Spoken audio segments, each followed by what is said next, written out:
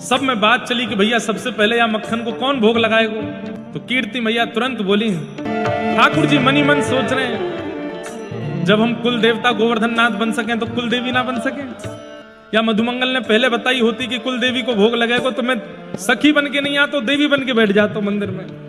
सबसे पहले तो मक्खन मुंह को ही लेनो है, लेकिन अब याने फंसाए दियो में, याने तो यूं कही कि मैं सखीन में बटेगा तो मैं सखी बन के आएगा।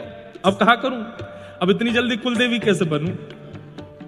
इतने में ठाकुर जी ने अपनी मोहिनी चलाई मतलब सबके मन में ऐसी भावना प्रकट करी कि कुलदेवी के पास में पुराने वस्त्रन में नहीं जाएंगे, नए नए वस्त्र पहन के। अरे लाली ने पहली बार मक्खन निकारो है।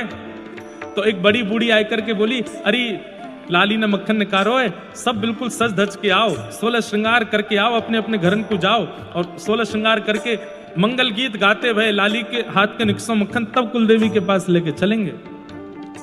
मथनी और मक्खन को वहीं सजो धजो छोड़ करके सब अपने अपने घर को जान लगे।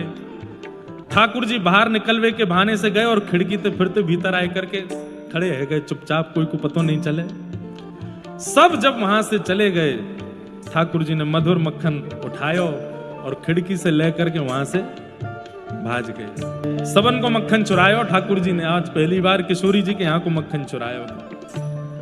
ठाकुर जी लेकर के माखन महाराज भाग रहे हैं और इतने प्रसन्न है, चोरी करवे लायक कछु बचो नहीं संसार में। अरे किशोरी जी के यहाँ को मक्खन चुराई लियो। लेकिन आधे रास्ता में ठाकुर जी ने मन में विचार कियो, मधुमंगल श्रीदामा तन सुखा मन सुखा धन सुखा सबरे बाट निहार रहे हैं कि लाला मक्खन लेके आ रहा होगो और ये इतना अनमोल मक्खन उनमें बांटना पड़ेगा, उन सबरे इनको देना पड़ेगा और वहां में मुंह को सुख नहीं मिलेगा। या तो बढ़िया तो यहीं कहीं कदम के ऊपर चढ़ के अकेलो ही पाए लूं सबरो, बाकी सबरे मक्खन तो सबन में बांटे हैं पर याकू तो मैं अकेलो ही खा लूं। तभी एक वृक्ष के नीचे ठाकुर जी चुपचाप बैठे हैं, मक्खन की ओर देख रहे हैं। इतना सुंदर वागू पहले माथे से लगायो, हृदय से लगायो। ठाकुर जी ने जैसे ही हस्त कमल में लेकर के आहा, जैसे ठाकुर जी ने अपने अधर पे मक्खन धारण कियो, आहा मुख में अधर में मक्खन जाते ही ठाकुर जी तो बेसुध है करके गिर पड़े।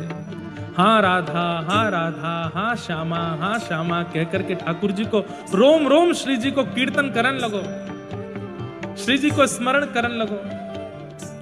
बेसुध है गए ठाकुर जी। यहां पे सब सखियां 16 श्रृंगार करके जैसे ही मथनी के पास पहुंची, वहां जाकर करके देखो तो महाराज मक्खन जा में रखो पात्र में, वो तो चोरी है। सब सखी बोली, अरे मक्खन कहां गए हो, मक्खन कहां गए हो। हल्ला मच गया महाराज, सब जगह ढूंढने लगे। तब एक गोपी बोली, अरे मक्खन को चोर तो पूरे ब्रजमंडल में एक ही है। अरे वाह नंद के छोरा कैसे खबर पड़ गई, और खबर पड़ी भी तो यहाँ